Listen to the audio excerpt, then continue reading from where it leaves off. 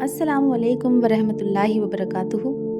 पिछली वीडियो में हमने देखा कि किस तरह फ़िरौन हज़रत मूसा अलैहिस्सलाम की बात को सुनकर लाजवाब हो गया और बात बदलकर पूछने लगा, तुम्हारा रब कौन है?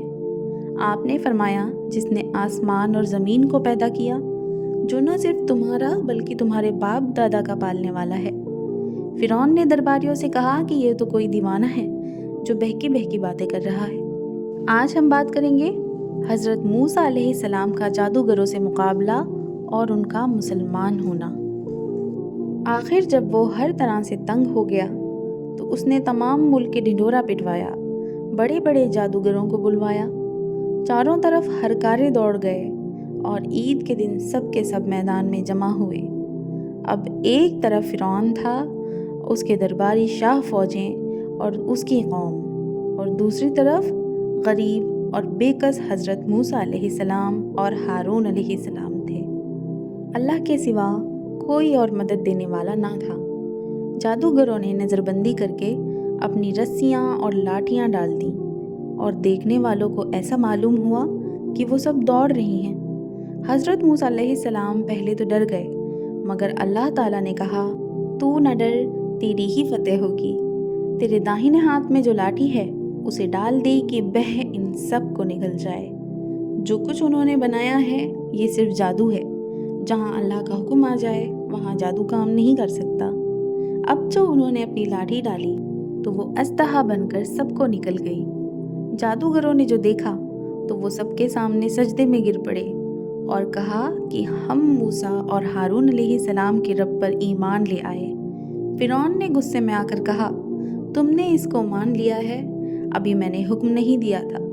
वही तुम्हारा बड़ा है जिसने तुमको जादू सिखाया है। तुम सब ने मिलकर ये शरारत की है। तुम सब के हाथ और पांव काट डालूंगा और फिर सबको सूली पर चढ़ा दूंगा। मगर इन जादूगरों पर धमकी का कुछ असर न हुआ। उन्होंने कहा, हमें कुछ परवाह नहीं, हमें अपने रब के पास जाना है। जोर तो बस इसी ज़िंदगी तक चलता है। जो कुछ तुझे करना है कर ले। ऐ हमारे पालने वाले, हम तुझ पर ईमान ले आए हैं। जब हम पर ये मुसीबतें आईं तो हमें सब्र देना और दुनिया से मुसलमान ही उठाना। फ़िरौन ने इन जादूगरों को जो मुसलमान हो गए थे सूली पर चढ़ा दिया और उनके हाथ पैर कटवा दिए।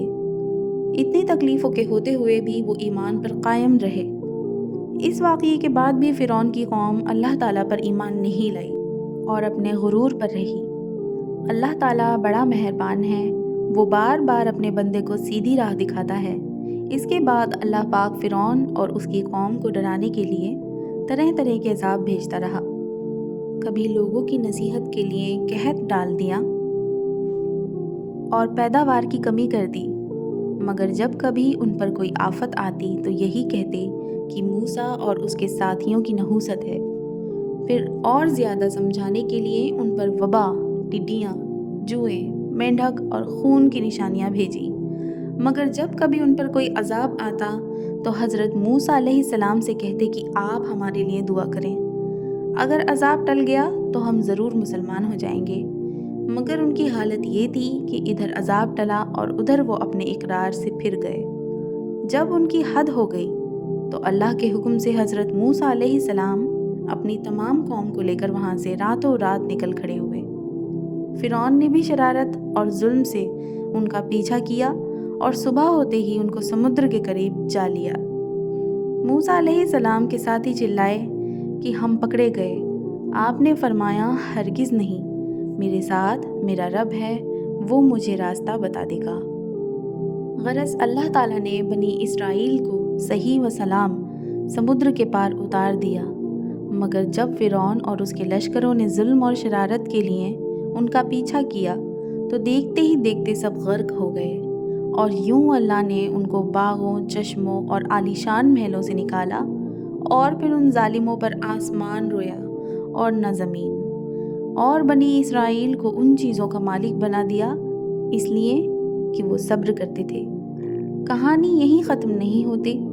इससे आगे के किस्से के लिए अगली वीडियो ज़रूर देखें। अगर आज की वीडियो आपको अच्छी लगी हो तो ज़्यादा से ज़्यादा लाइक करें, शेयर करें, चैनल को सब्सक्राइब कर लें आने वाली वीडियोस की नोटिफिकेशन के लिए। انشاءاللہ ملتے ہیں اگلی ویڈیو میں آگے کی بات کے ساتھ.